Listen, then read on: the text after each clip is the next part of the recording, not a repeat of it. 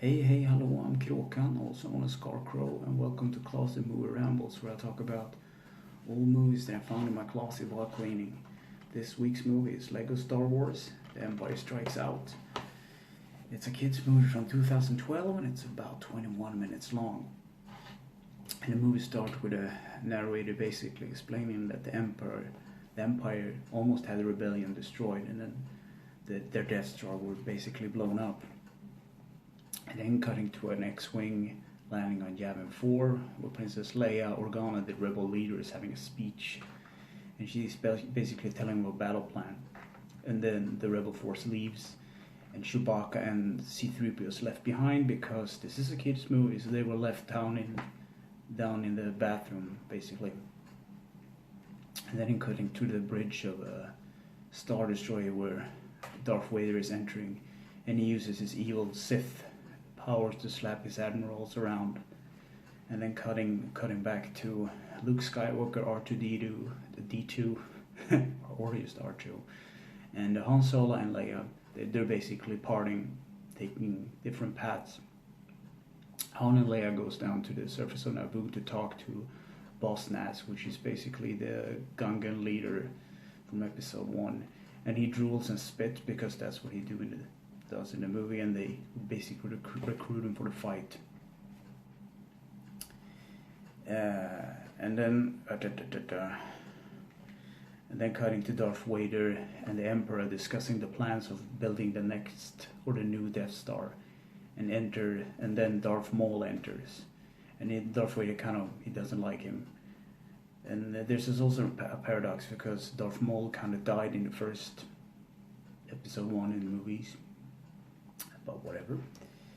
And then cutting to Luke and R2D2 on the other side of Naboo in the city, I guess. They're basically looking for the Empire's hideout, the base there.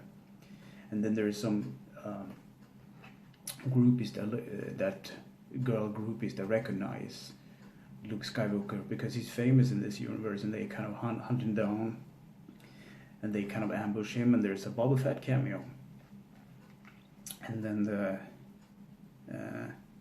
the stormtroopers kind of see him, and they start open fire upon him, and there's a fight, and Luke calls for help, so he calls C-3PO on this comm, so they're basically going to help him out. So they take the Falcon and leave, basically. And then cutting to a scene where the Emperor is having one of those moments where you look at, when you have like Lego sets, you have like a small little instruction booklet. Okay, this piece goes here and that piece goes there, kind of one of those things, put brick by brick. And in the background on that scene, Darth Vader and Darth Maul are fighting. The Emperor kind of breaks it up, and Darth Vader gets angry and leaves.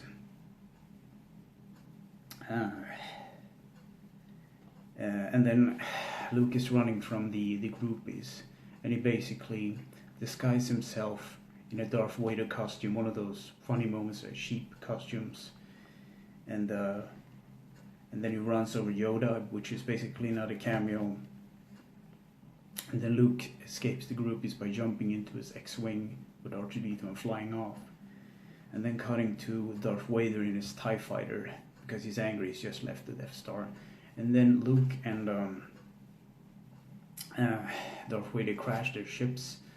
So Darth Vader basically crash lands on the surface of Tatooine, where he gets zapped by a Java ion cannon pistol, making him motionless, stunned basically.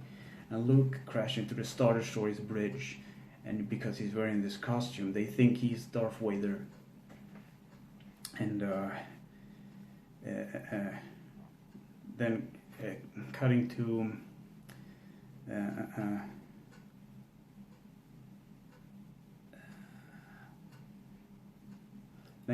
Chewie and C-3PO flying through an astral field.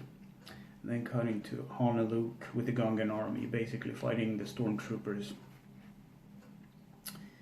And then cutting to Darth Vader getting painted with this white paint, so he's supposed to resemble a droid, so the Jawas can sell him up for scraps, but he doesn't like that. So he uses his anger, uses his force power to basically destroy everything, and then he leaves on a pod racer, and he says, "Great, now I got sand in my nose," or something like that.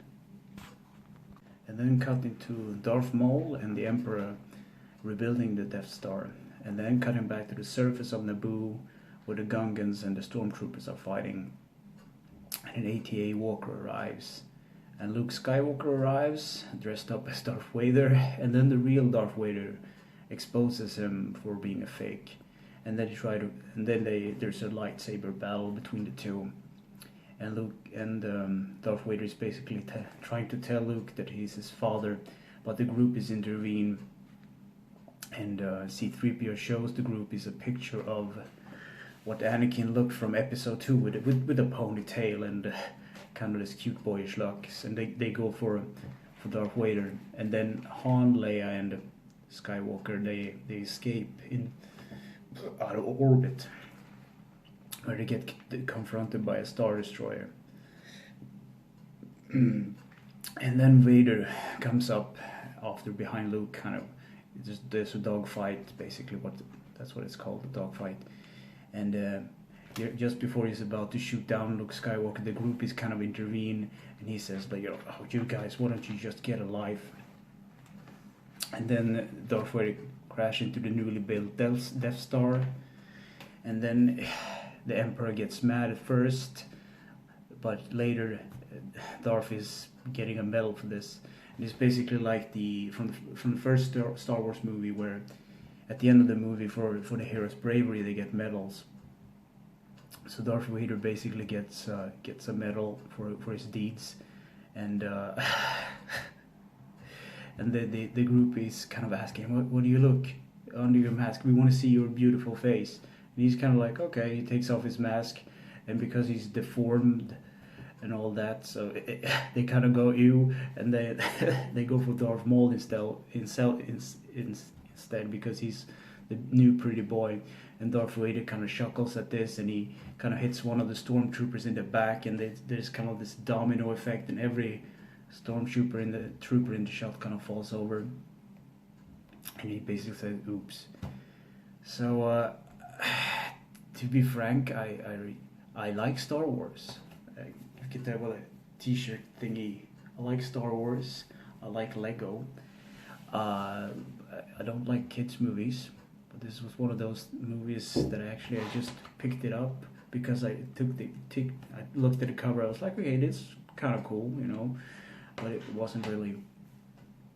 So the only redeeming quality that this movie has is that Anthony Daniels, which basically is the guy that plays C-3PO in the original movies. He also does the voice.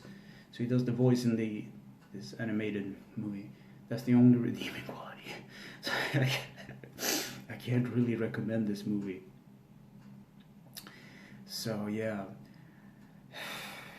So I don't recommend you seeing it, actually. So anyway, thanks for watching, and take care.